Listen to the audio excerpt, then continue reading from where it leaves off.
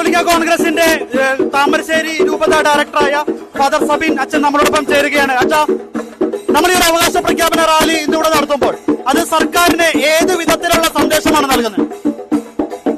നമ്മളുടെ ന്യായമായിട്ടുള്ള അവകാശങ്ങൾ അവഗണിക്കുന്ന സർക്കാരിനെ മാത്രമല്ല മറ്റിതര രാഷ്ട്രീയ പ്രസ്ഥാനങ്ങളോടും നമ്മൾ ഉറച്ച ശബ്ദത്തിൽ പ്രഖ്യാപിക്കുന്ന കാര്യം, ഇനിയും ഈ അവകാശ നിഷേധം കണ്ടു നിൽക്കാൻ ഇവിടെ ഈ ക്രൈസ്തവ സമുദായത്തിന് കഴിയില്ല എന്നുള്ളതാണ്.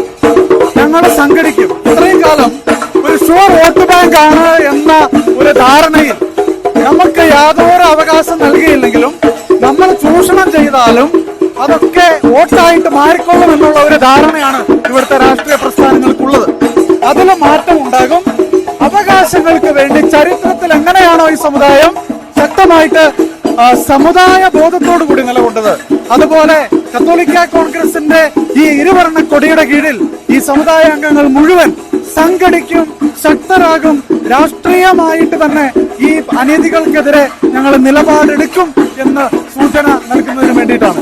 ഇപ്പോൾ ഈ അവഗണന നേരത്തെ അച്ഛൻ പറഞ്ഞ പോലെ തന്നെ തുടർ കാര്യമായി നടന്നുകൊണ്ടിരിക്കുകയാണ്. ഇപ്പോൾ ഈ ഒരു വന്യജീവി ആക്രമണവുമായി ബന്ധപ്പെട്ടും ജസ്റ്റിസ് JB കോശി കമ്മീഷൻ റിപ്പോർട്ടുമായി ബന്ധപ്പെട്ടെല്ലാം നമ്മുടെ പിതാക്കന്മാർ തന്നെ നേരിട്ട് സർക്കാരിനോട് നിരവധി തവണ ആവർത്തിച്ച് ആവശ്യപ്പെട്ടിട്ടും ഒരു തരത്തിലുള്ള നീക്കുപോക്കും ഇതിൽ നടന്നിട്ടില്ല എന്നുള്ളതാണ് കാണാൻ സാധിക്കുന്നത്. അതെന്താണ് കാരണം എന്ന് ചോദിച്ചാൽ, ഇവർക്ക് രാഷ്ട്രീയ നേതൃത്വത്തിലുള്ളവരുടെ ഒരു ചിന്ത ക്രിസ്ത്യാനിയുടെ വോട്ട് ഇലക്ഷൻ എടുക്കുമ്പോഴേക്കും അവരുടെ പോക്കറ്റിൽ വീണുകൊള്ളും എന്നുള്ളതാണ്. പക്ഷെ ഇതേ ക്രിസ്ത്യാനി ഇവിടെ ജീവിക്കാൻ വേണ്ടിയിട്ട് പെടാപ്പാട് പെട്ടുകൊണ്ടിരിക്കുന്ന സാഹചര്യമാണുള്ളത്. ഇവിടെ പുതിയ തലമുറയ്ക്ക് ഇവിടെ ജീവിക്കാൻ കഴിയുന്നില്ല. ഈ നാട്ടിൽ അവർക്ക് അവസരങ്ങൾ നിഷേധിക്കപ്പെടുന്നു. സംവരണത്തിന്റെ ആനുകൂല്യങ്ങളില്ലാത്തതിനാൽ അവർക്ക് വിദേശ രാജ്യങ്ങളിലേക്ക് പോകേണ്ടതായിട്ട് വരുന്നു. ഇവിടെ നമ്മളുടെ യുവത്വം ഇല്ലാതാകുന്ന ഒരു സാഹചര്യം അതിരൂക്ഷമാണ്.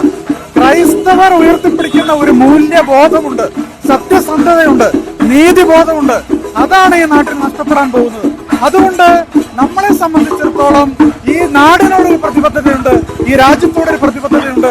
ആ പ്രതിബദ്ധത നടപ്പിലാകണമെങ്കിൽ ആനുകൂല്യങ്ങൾ സർക്കാരിൽ നിന്ന് അവകാശപ്പെട്ടത് നേടിയെടുത്ത് ഈ നാട്ടിൽ തന്നെ ജീവിക്കേണ്ടത് അത്യാവശ്യമായിട്ട് തീരുകയാണ്. ഇത് ഇപ്പൊ പ്രത്യേകിച്ച് നമ്മുടെ യുവജനങ്ങളുടെ കാര്യത്തില് ഇപ്പൊ നമ്മുടെ സമരത്തിലും നിരവധി യുവജനങ്ങള് പങ്കുചേരുന്നുണ്ട്. ഇന്ന് പ്രത്യേകിച്ച് കേരളത്തിലെ ക്രൈസ്തവ യുവജനങ്ങൾക്ക് നാട് വിടേണ്ട ഒരു അവസ്ഥയിലേക്ക് എത്തിയിരിക്കുകയാണ്. അതായത് കുടുംബത്തോടെയോ അല്ലെങ്കിൽ മൊത്തത്തിലായിട്ട് പോകേണ്ട ഒരു അവസ്ഥ. എന്നാൽ ഈ ഒരു അവസ്ഥയിലേക്ക് എത്തുന്നത് ഒരുപക്ഷെ ന്യൂനപക്ഷ സ്കോളർഷിപ്പുകൾ മറ്റ് സമുദായത്തിന് കിട്ടുന്ന പോലെ നമ്മുടെ ക്രൈസ്തവ സമൂഹത്തിന് കിട്ടുന്നില്ല. അവർക്ക് നല്ല ജോലിയിലേക്ക് പ്രവേശിക്കാൻ പറ്റുന്നില്ല. ഇതെല്ലാം മനമെടുത്ത് തന്നെയാണ് സ്വന്തം നാടും വീടൊക്കെ ഉപേക്ഷിച്ച് യുവജനം പോകുന്നത്. നോക്കൂ, ഈ നാട്ടിൽ ഒത്തിരിയേറെ ആളുകൾക്ക് ഈ നാടിനോട് സ്നേഹമുണ്ട്, ഈ ദേശത്തോടുള്ള പ്രതിബദ്ധതയുണ്ട്. അവർക്ക് ഇവിടെ നിൽക്കണമെന്ന് അവർ ആഗ്രഹിക്കുന്നുണ്ട്. പക്ഷെ എന്താണ് പ്രശ്നം? അവർക്ക് ഇവിടെ ജീവിക്കാനുള്ള വകയില്ലാതാകുകയാണ്.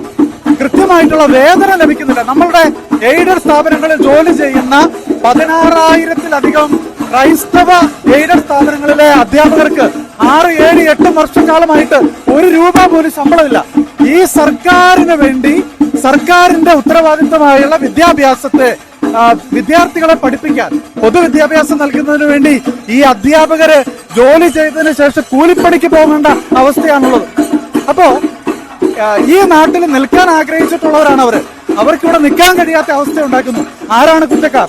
യഥാർത്ഥത്തിൽ ഈ സർക്കാർ ജനത്തെ വഞ്ചിക്കുകയാണ്. ഇവിടെ പല അധ്യാപകർ ആത്മഹത്യ ചെയ്യുന്ന സാഹചര്യം ഉണ്ടാകുന്നു. എന്താ കാര്യം ഒന്ന് മാത്രമാണ്, ഇവിടെ സർക്കാരാണ് ശമ്പളം കൊടുക്കേണ്ടത്. ഭിന്നശേഷി സംവരണത്തിന്റെ പേരിൽ ഇവിടെ ഈ നാട്ടിലുള്ള എയ്ഡഡ് സ്ഥാപനങ്ങളിലെ അധ്യാപകർക്ക് ജോലി നിഷേധിച്ച് അവരുടെ നിയമനം അംഗീകരിക്കാതെ ഈ സർക്കാർ കാണിക്കുന്ന ഇരട്ടത്തപ്പ് നയം അത് പൊതുജനത്തിന്റെ മുൻപിലേക്ക് കൊണ്ടുവരും. അത് കൊണ്ടുവരുന്നതിന് വേണ്ടിയിട്ട് കൂടിയാണ് ഈ പ്രതിഷേധം ഇവിടെ നടത്തുന്നത്.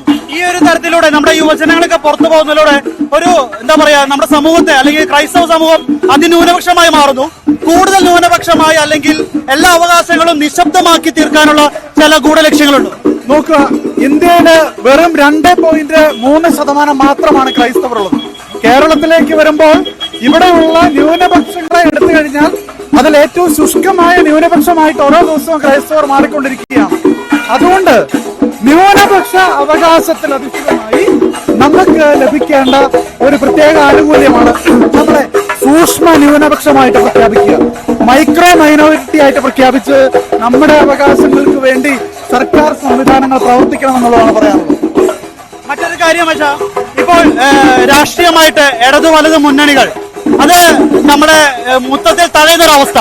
ഇപ്പൊ കഴിഞ്ഞ ദിവസം വഖഫ് ബില്ല് അത് കത്തോലിക്ക കോൺഗ്രസ് വളരെ വ്യക്തമായി കേരളത്തിലെ 20 എംപിമാരോടും ആവശ്യപ്പെട്ടതാണ് ഇതിന് അനുകൂലമായി മോനമം ജനതയെ ഓർത്തെങ്കിലും അനുകൂലമായി നിൽക്കണമെന്ന്. പക്ഷെ ഒരു തരത്തില് അതുമായി ബന്ധപ്പെട്ട് പ്രതികരിക്കാൻ കഴിഞ്ഞിട്ടില്ല. നമ്മളുടെ ക്രൈസ്തവ നാമധാരികളായിട്ടുള്ള രാഷ്ട്രീയക്കാർ ഭയപ്പെടുകയാണ്. അവരെന്തുകൊണ്ട് ഭയപ്പെടുന്നു എന്ന് ചോദിച്ചാൽ, ക്രൈസ്തവർക്ക് വേണ്ടി നിലപാടെടുത്താൽ അത് വോട്ടായിട്ട് മാറുമെന്നുള്ള പ്രതീക്ഷ അവർക്ക് നഷ്ടപ്പെടുകയാണ്. അപ്പോൾ അതുകൊണ്ട് എന്താണ് കാരണം? സാമുദായികമായിട്ടുള്ള ഐക്യമില്ലായ്മ നമ്മുടെ ഇടയിൽ അതിശക്തമാണ്. അപ്പോൾ അതുകൊണ്ട് നമ്മൾക്ക് വേണ്ടി നിലപാടെടുക്കുന്നവരുടെ കൂടെ മാത്രമേ നമ്മളുള്ളൂ എന്ന് നമ്മൾ പ്രഖ്യാപിക്കും. ഇന്നിപ്പോൾ പാർട്ടി കോൺഗ്രസ് കൂടുന്നു, കമ്മ്യൂണിസ്റ്റ് പാർട്ടിയുടെ അവര് ഈ വിഷയത്തിനെതിരെ സുപ്രീം കോടതിയിൽ കേസ് പോവുകയാണ്. കോൺഗ്രസ് പാർട്ടി ഇതിനെതിരെ കേസ് പോകുന്നു. ഇതിലൊക്കെ മുസ്ലിം സമുദായത്തിന്റെ വിഷയം അവിടെ നിൽക്കട്ടെ. ഈ ന്യൂനപക്ഷങ്ങൾക്കെല്ലാം ജനസംഖ്യാനുപാതത്തിൽ സ്കോളർഷിപ്പ് വിതരണം ചെയ്യണമെന്ന് പറഞ്ഞ് 80:20 അനുപാതത്തിനെതിരെ ഹൈക്കോടതിയിൽ നമ്മൾ കേസിന് പോയി. അത് നീതിപൂർവം വിധി കൽപ്പിക്കപ്പെട്ടു. അതിനെതിരെ സർവകക്ഷി യോഗം ചേർന്ന് ഭരണപക്ഷം നമ്മുടെ ടാക്സ് മേടിച്ച് ഈ ക്രിസ്ത്യാനികൾക്കെതിരെ, ഇവിടുത്തെ മുസ്ലിം ഇതര ന്യൂനപക്ഷ വിഭാഗങ്ങൾക്കെതിരെ സുപ്രീം കോടതിയിൽ കേസ് പോയിരിക്കുകയാണ്. ഇത് ഇവിടുത്തെ സാമാന്യ ജനം കാണുന്നുണ്ട്. ഈ നീതി നിഷേധം സാമാന്യ ജനം കാണുന്നുണ്ട് എന്ന് ഇവിടെയുള്ള രാഷ്ട്രീയക്കാർ മനസ്സിലാക്കിയേ തീരൂ. മറ്റൊരു വിഷയം എന്ന് പറയാൻ, ഇപ്പോൾ പല സിനിമകളിലൂടെയൊക്കെ കഴിഞ്ഞ ദിവസങ്ങളിൽ കാണാം ക്രൈസ്തവ വിശ്വാസത്തെ അവഹേളിക്കുന്ന തരത്തിൽ ചില സംഭാഷണങ്ങള്, ചില പ്രത്യേകിച്ച് നമ്മുടെ ബൈബിൾ വചനങ്ങളെല്ലാം മറ്റേ തരത്തിലേക്ക് മോശമായ രീതിയിൽ കുരിശിനെ അവഹേളിക്കുന്നു. KCBCയും അതുപോലെ തന്നെ നമ്മുടെ സീറോ മലബാർ സഭയും എല്ലാം ഇതിനെതിരെ മുന്നോട്ട് വന്നിട്ടുണ്ട്. എത്രത്തോളം ഇങ്ങനെ ഈ തരത്തിലുള്ള സാമുദായികമായും രാഷ്ട്രീയമായും മാത്രമല്ല, ഇപ്പോൾ ഇതേപോലെ സിനിമ തരത്തിലും മാത്രം കൂടി ഒരു എന്താ പറയാ അവഹേളനം കൂടി വരുന്നു. ഇത് കാലാകാലങ്ങളായിട്ട് ഇവിടെ ഉള്ളതാണ്. എത്രയോ സിനിമകൾ ഈ അടുത്ത കാലങ്ങളിൽ ക്രൈസ്തവ വിരുദ്ധമായിട്ട് ഇറങ്ങിയിരിക്കുന്നു. നമ്മുടെ സന്യസ്തരെ അവഹേളിച്ചുകൊണ്ട് ഇടതുപക്ഷ ചായ്വുള്ള സംഘടനകൾ വളരെ ശക്തമായിട്ടുള്ള രീതിയിൽ കക്കുകളി പോലെയുള്ള നാടകങ്ങൾ ഇവിടെ കൊണ്ടുവരികയാണ്. ഇത് കേരളത്തിൽ സംഭവിക്കുന്നു. പക്ഷെ ഇതോടൊപ്പം നമ്മൾ കാണേണ്ടത് നോർത്ത് ഇന്ത്യയിൽ ഒരു ഹോളിവുഡ് സിനിമ ഇതേപോലെ ക്രൈസ്തവ വിരുദ്ധമായിട്ടുള്ളത് ഇറങ്ങിയിട്ടുണ്ട്. അപ്പൊ കേരളത്തിലും ഇന്ത്യയുടെ അകത്തും ഈ ക്രൈസ്തവ വിരുദ്ധമായിട്ടുള്ള ആശയ പ്രചരണങ്ങൾ സിനിമാ മേഖലയിൽ സജീവമാകുന്നു. അതിന് കാരണം നമ്മളാരും പ്രതികരിക്കുകയല്ല, നമ്മളാരും വിപ്ലവമായിട്ട് പുറത്തേക്ക് ഇറങ്ങില്ല എന്നുള്ള ഒരു ധാർഷ്ട്യം ഇവിടെ ഉള്ളവർക്കുള്ളതുകൊണ്ടാണ്.